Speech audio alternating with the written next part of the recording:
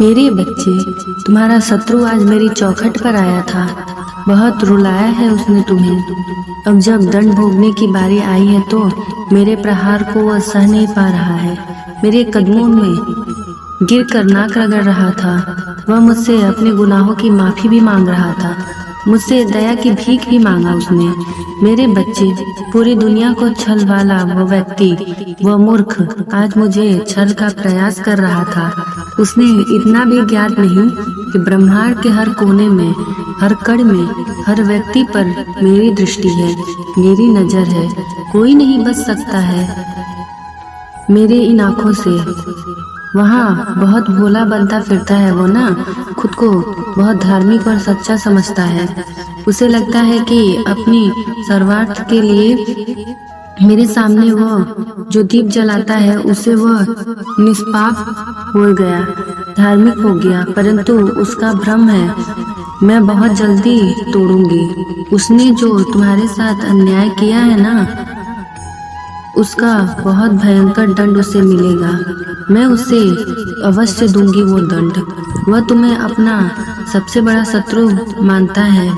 मुझे लगता है कि तुम मुझसे जलते हो, उससे जलते हो, तुम उसे फंसाने की कोशिश करते हो। इसलिए वह मुझसे तुम्हारी बर्बादी को हमेशा प्रार्थना करता रहता है। वह खुद को सच्चा और तुम्हें झूठा समझता है और मेरे सामने गिड़गिड़ा के कहता है कि माते उसे मतलब उसने मेरे साथ छल किया है, उसे सजा दो।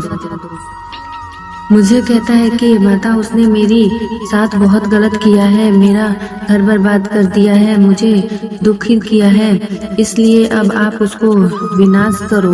मेरे लाडले, सत्य तो मुझसे छुपा ही नहीं है। मैं जानती हूँ कि तुम उसके बारे में कभी सोचते ही नहीं हो।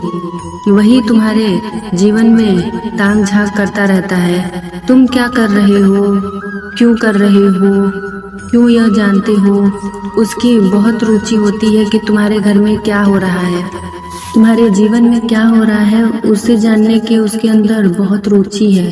भले ही प्रत्यक्ष रूप से वह तुम्हें परेशान नहीं करता, किंतु अपने षड्यंत्रकारी बुद्धि से उसने तुम्हारा जीना हराम करके रखा है। वह जो हर समय तुम्हारे बारे में अपशब्द बोलता रहता है, लोगों को तुम्हारी चुगलियां करता रहता है, उसका बहुत दुष्ट प्रभाव तुम्हारे जीवन पर पड़ा है। कई बार तुम्हें लोगों के सामने सर झुकाना पड़ा है, किंतु तुम सच्चे हो, इसलिए उसके अर्थक प्रयास के बाद भी तुम्हारे जीवन में सुख है, खुशी, और तुम्हारी खुशी ही उसकी पीड़ा का कारण है। वह तुमसे तुम्हारी हंसी छीनना चाहता है। वह अपनी ही आंखों में अपनी बर्बादी देख रहा है, इसलिए तुम्हें भी वह रोता हुआ देखना चाहता है, क्योंकि वह मुझसे न्याय मांग रहा है। परंतु मुझे इतना ज्ञात है कि यह न्याय ही तो जो उसके जीवन का कहर बनकर टूट पड़ा है। आज जिस दर्द से गुजर रहा है वह उसके ही कर्म का फल है। अब वह चाहे कितना भी हाथ पैर पटके, अब जो उसने बोया है उसे तो काटना ही होगा। उसने हमेशा तुम्हें अपना दुश्मन माना है। तुम्हें खुश होते हुए देखता है तो उसे दिल में दर्द तड़प उठती है, किंतु अब उसका दर्द और भी बढ़ेगा, क्योंकि अब तुम्हारे साथ एक बहुत अच्छी घटना होने वाली है। अचानक से तुम्हारे इतनी बड़ी सफलता, खुशी मिलेगी कि वह सह नहीं पाएगा।